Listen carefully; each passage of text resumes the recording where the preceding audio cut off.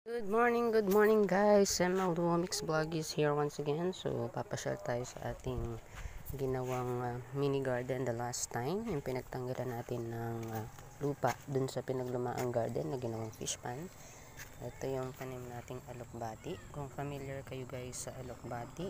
Ayan. So, ito is pink variety po. May variety din po yan ng pure green. Ayan. So, pareho po silang maganda, mas colorful nga lang po ito dahil pink. Ayan, so vine po ang alokbati guys. Ayan, so ang tataba po ng ating alokbati. Ayan, along with our alokbati is ampalaya. Ayan, so madami po tayong alokbati dito guys. Bati pa to.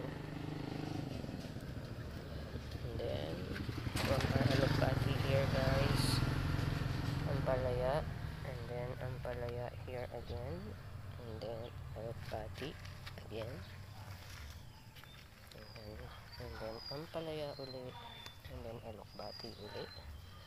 Ayan, so ganyan sila katataba guys yung ating mga alokbati. Ayan. Marami sila guys actually, so meron pa dito. Ayan guys, diba ang tataba nila, tangkad. Ang tangkad ng ating alokbati guys. Ayan. Sobrang dami nila and so healthy, as you can see yung mga dahon po nila guys. Ayan. So uso na po ngayon guys yung magkakasama ang ating mga halaman. Ayan, companion. Ayan, kumbaga matangkad pa siya sa akin guys. Ayan, matangkad pa siya sa akin, very healthy.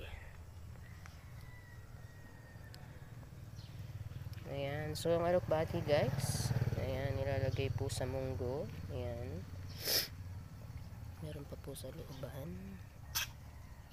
Ayan, so healthy po sila talaga, diba? Ang ganda-ganda nila guys, so beautiful. Ang lalaki. Oops.